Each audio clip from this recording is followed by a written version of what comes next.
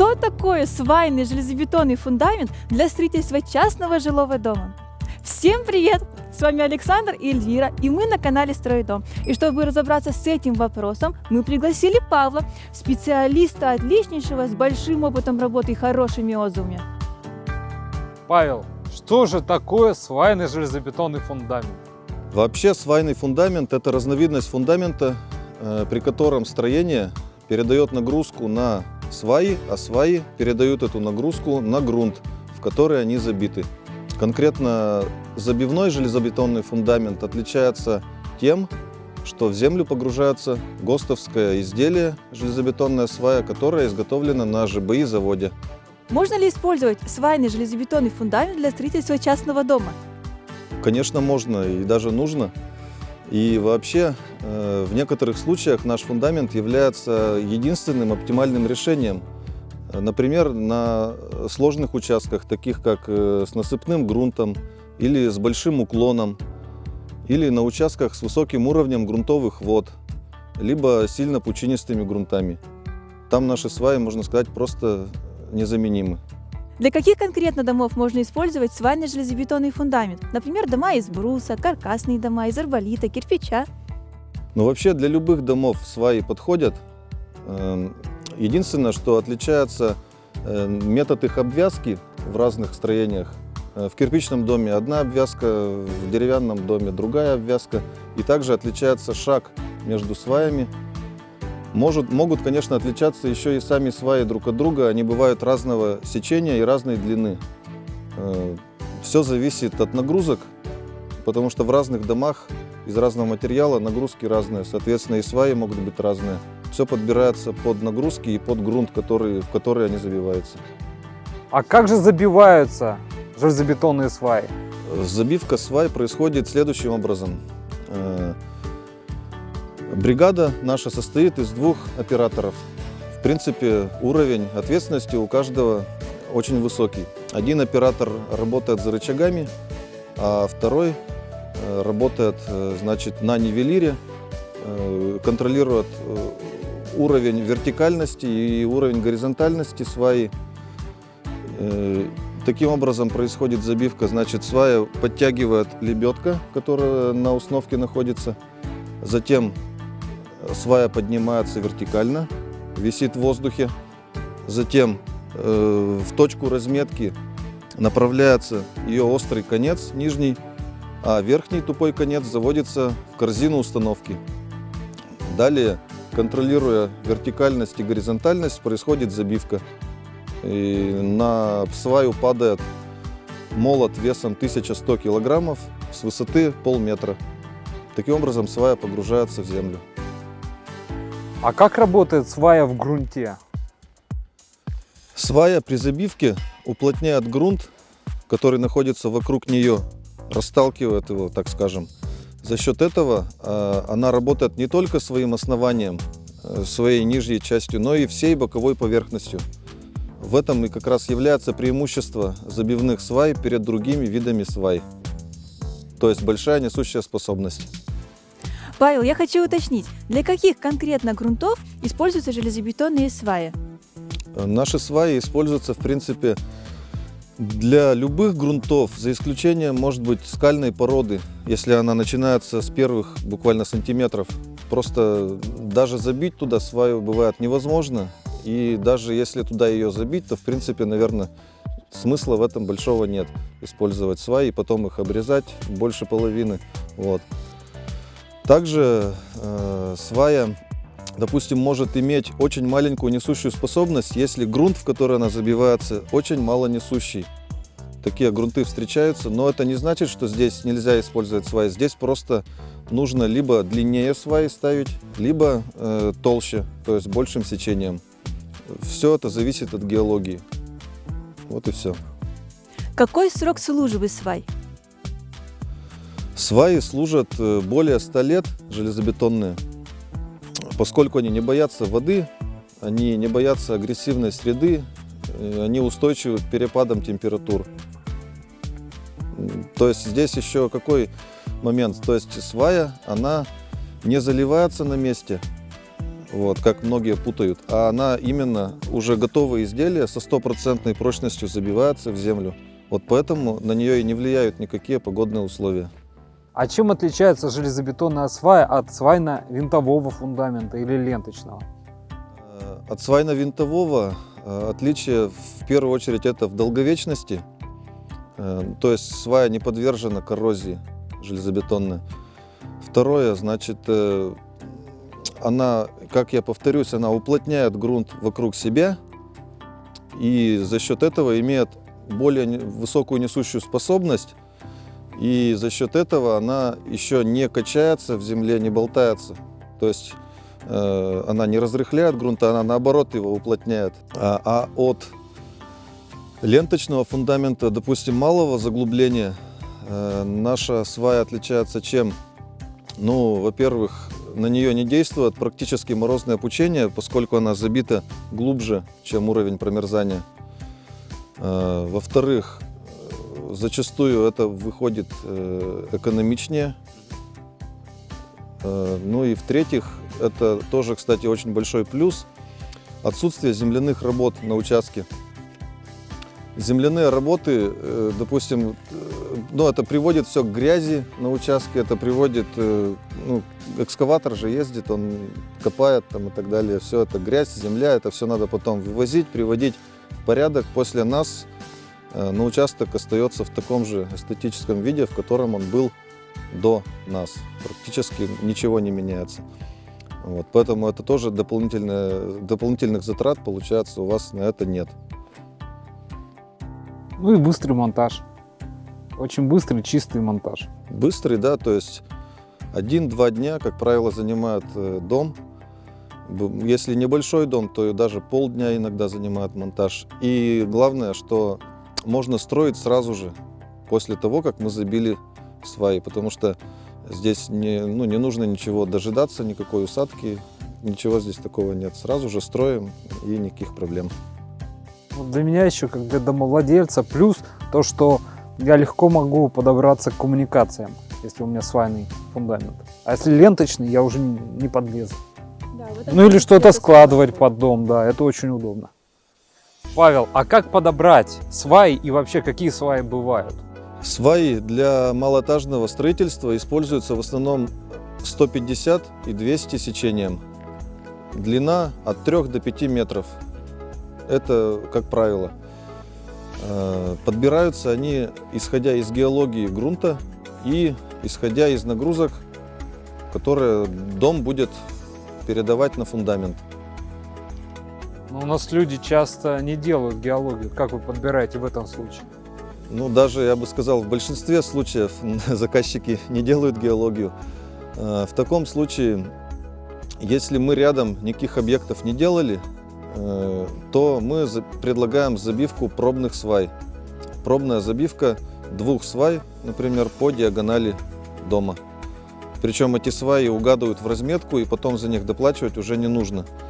Забиваются 2, допустим, 4-метровые сваи. Смотрим, какие отказы у нас были на глубине 2,5 метра, 3 метра. И смотрим, какие сваи лучше подобрать, какого сечения и какой длины. Вот. Если же где-то рядом с нашими уже сделанными объектами заказ, ну, в принципе, тогда можно руководствоваться ими. Заказов уже мы выполнили более 500 в самых разных направлениях, поэтому чаще всего мы уже предполагаем и знаем, куда мы едем, даже если нет геологии. Если свая легко входит в грунт, и вы понимаете, что несущая способность маленькая, что вы в этом случае делаете? Ну вот как раз это тот случай, когда нет у заказчика геологии, и, допустим, где-то рядом мы не били, а бьем, грубо говоря, наугад. Вот тогда, если свая проваливается и слишком мягко идет, тогда мы сразу же останавливаем работу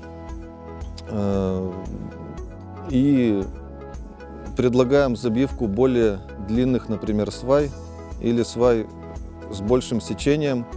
Ну, тут уже просто по ситуации действуем. Но, конечно же, так никогда не оставляем, потому что фундамент, он ошибок не прощает. А какой туда длины должна быть свая? Вот насколько мы должны заглублять в грунт и сколько оставлять над землей? Смотрите, свая, если, допустим, она 3 метра длиной, ее выпускать из земли больше, чем на метр, не рекомендуется. То есть, жесткость маленько может потеряться. Поэтому, 2/3 сваи желательно, чтобы было в земле. Вот. Но рекомендуемая высота от уровня земли, как правило, если участок ровный относительно, да, то где-то примерно от 40 до 60 сантиметров идет выпуск свай из земли. Это, во-первых, снеговой покров тогда не достигает, как правило, нижних венцов. Ну и, во-вторых, прокладывать коммуникации куда удобнее, чем если, например, высота будет 30 сантиметров от земли. Ну, плюс вы еще проходите глубину промерзания, да? Да, конечно, это обязательно. То есть глубина промерзания. Почему свая самая минимальная 3 метра идет, а не 2, например? Потому что полметра от сваи над землей и 2,5 метра в земле. То есть глубина промерзания, скажем, 1,80 м. Все равно, чтобы было не впритык, где-то еще должна свая ее пройти глубже. Влияют ли погодные условия на забивку свай? Можете ли забивать в зимний период? Да, мы работаем зимой, активно работаем довольно. Особенно строительство деревянных домов зимой, в принципе, никто не останавливает никогда. Погодные условия, они могут, конечно, каким-то образом замедлить наш процесс. Допустим, сильно промерзшая земля. Вот. Если земля сильно промерзла, да, то тут, конечно, приходится помучиться. У нас есть способы, как это сделать. То есть мы не отказываемся от объектов, просто это усложняет и затрудняет, так скажем, увеличивает время выполнения объекта. Поэтому, конечно, мы зимой не рекомендуем заказчикам постоянно убирать снег на участке, а убрать его только перед нашим приездом туда. Если касается еще других погодных условий, то, в принципе,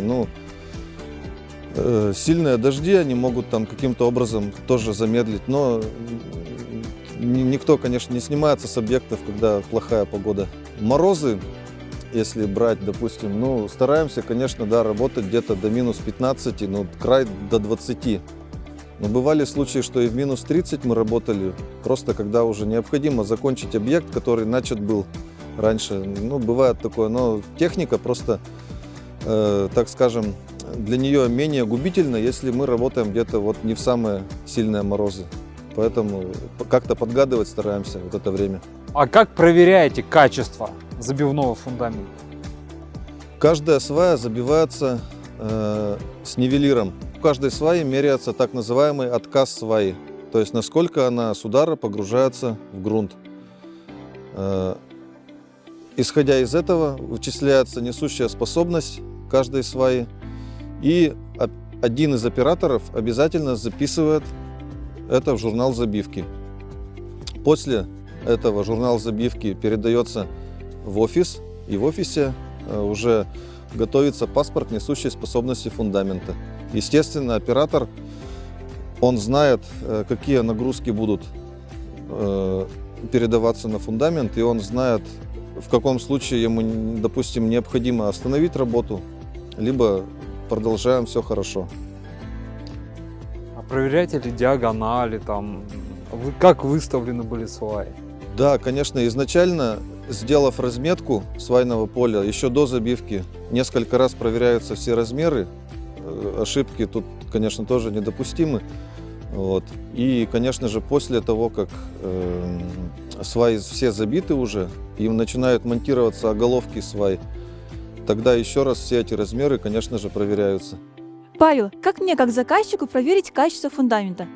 Вообще, участие заказчика нужно в самом начале работы, когда согласовывается привязка свайного поля к границам участка, чтобы дом не оказался повернут на 90 градусов, например, от того, что нужно, чтобы была параллельность какой-то, допустим, одной границы участка. Вот эти все моменты необходимо, чтобы заказчик присутствовал обязательно на объекте. Все остальное, то есть все размеры, диагонали, уровень горизонтальности, все это проверяет бригада и во время работы, и после нее. Как мне рассчитать количество свай? Как вы их расставляете? Можно самому рассчитать даже количество свай на дом. Здесь, если касается, допустим, деревянного дома, то здесь довольно-таки все просто. То есть берутся все несущие стены, наружные, внутренние, может быть, крылечко еще, и расставляются сваи с шагом, не превышающим 3 метра друг от друга, и во все пересечения вот этих осей. В принципе, все по несущим стенам ставите и смотрите, сколько свай получилось. Конечно, мы всегда проверяем это тоже, если заказчик сам нарисовал. Вот если не мы это делаем, конечно, проверяем и корректируем как-то, может быть, эти моменты. А нам для ориентира, чтобы понять, сколько выйдет фундамент, допустим, под дом одноэтажный 6 на 8. Но если берем 6 на 8 пятистенок, не будем пока считать крыльцо, там под печку иногда бьют, просто вот пятистенок, но минимальное количество свай будет 13, наверное, штук, вот так вот, 13 свай. Если это сваи 3-метровые 150, если их достаточно, то стоимость будет 6 тысяч рублей за сваю, если это находится в пределах 20 километров от города Сыктывкар. И получается 78 тысяч рублей фундамент уже с оголовками. То есть это фундамент уже под ключ. И причем включая все транспортные затраты. Привозку установки, значит, завоз свай, кран бортом, все это уже включено. Монтаж свай, монтаж оголовков. Естественно, разметку свайного поля делает тоже наша бригада. Фундамент уже готовый будет вот столько стоить. Это если брать 6 на 8.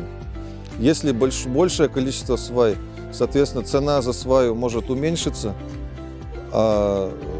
Естественно, общая сумма увеличится, но цена за сваю уже будет дешевле. Понятно. 6 на 8, 78 тысяч. Нормально.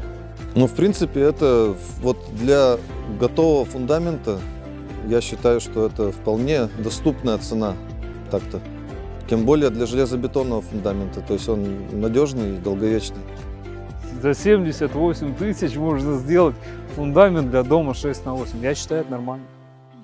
Друзья, мы максимально подробно разобрали, что такое свайный железобетонный фундамент, как подобрать сваю и как мне проверить качество свайного фундамента.